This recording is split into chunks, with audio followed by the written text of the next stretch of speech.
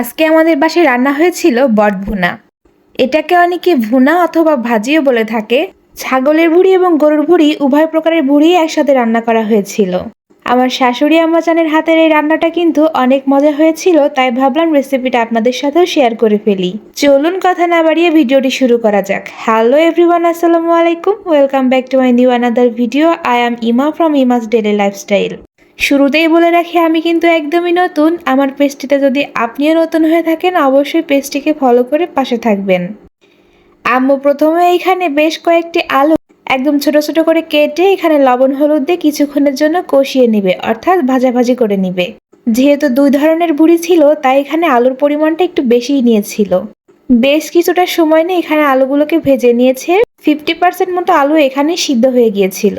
তারপর একই প্যানে আবার কিছুটা তেল গরম করে বেশ কিছুটা পেঁয়াজ কুচি, বেশ কিছুটা আস্ত রসুন, কিছুটা কাঁচামরিচ, আদা বাটা, জিরা বাটা, শুকনো মরিচের গুঁড়া, হলুদ গুঁড়া, ধনিয়া গুঁড়া, পরিমাণ মতো লবণ দিয়ে এখানে মশলাগুলোকে খুব সুন্দর করে কষিয়ে নিবে। আম্মু এখানে কাঁচা যাতে সহজ হয় এ কারণে আলু ভাজতে ভাজতে সবগুলো মশলা একসাথে রেখে দিয়েছিল, যাতে সময় নষ্ট না হয়। মশলাগুলো কষানো হয়ে গেলে যখন এর মধ্যে থেকে তেল বের হয়ে আসবে, তখন এখানে আগে থেকেই সিদ্ধ করে রাখা অর্থাৎ জাল দিয়ে রাখা ভুঁড়িটা অ্যাড করবে। এটা কিন্তু ছিল আমাদের কুরবানির ভুঁড়ি। এটা আগে থেকেই 2-3 বার জাল দেওয়া ছিল। আমরা কিন্তু বাঙালি, অবশ্যই একবার জাল দিয়ে ভুঁড়ি কিন্তু আমরা খেতে পারি না। যেহেতু আগে থেকে জাল দেওয়া ছিল, এগুলোকে খুব বেশি সময় ধরে আর রান্না করতে হবে না। তারপর এখানে এই ভুঁড়িগুলোকে মশলাগুলোর সঙ্গে খুব ভালো মতো করে কষিয়ে নিবে। এখানে কিন্তু কোনো প্রকার কোনো পানি প্রথমে ব্যবহার করা হয়নি। ভুঁড়ির মধ্যেও যেহেতু তেল ছিল, তাই অনেকটা পরিমাণে তেল এখানে কিন্তু ছেড়ে এসেছে। তারপর যখন খুব ভালো মতো কষানো হয়ে গিয়েছে, এর মধ্যে দিয়েছিল অল্প একটু পানি, যেন ভুঁড়িগুলো একদম প্রপারভাবে সিদ্ধ হয়ে যায়। তারপর কিছুক্ষণের জন্য ঢাকনা দিয়ে রেখেছিল। ঢাকনাটা উঠিয়ে যখন পানিটা একদম শুকিয়ে যাবে, তখন এখানে অ্যাড করেছে আলুগুলো। পরিমাণ মতো আলু ব্যবহার করে এই আলুগুলোকেও খুব সুন্দর করে ভুঁড়িগুলোর সঙ্গে কষিয়ে নিতে হবে। এবার আর কোনো কাজ নেই, এবার দেখতে হবে আলুগুলো কতক্ষণে সিদ্ধ হয়। আলুগুলো সিদ্ধ হয়ে গেলে কিন্তু ভুঁড়ি রান্নাটা অলমোস্ট কমপ্লিট হয়ে যাবে। আচ্ছা, আপনারা কে কিভাবে ভুঁড়ি খেতে পছন্দ করেন?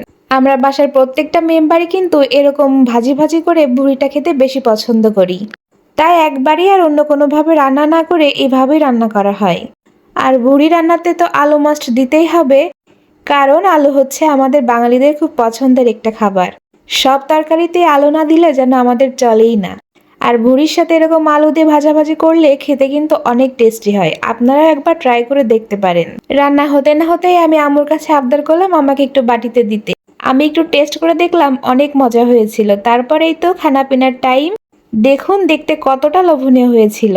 যখন এগুলো মাখিয়ে মাখিয়ে মুখের মধ্যে এটা নিলাম, তখন মনে হলো সবগুলো ফ্লেভার মুখের মধ্যে বাস্ট হয়ে গিয়েছে। যাই হোক, আমি খেতে খেতে ভিডিওটি শেষ করছি। ভিডিওটা কেমন লাগলো অবশ্যই কমেন্ট করে জানাতে ভুলবেন না। Thanks for watching.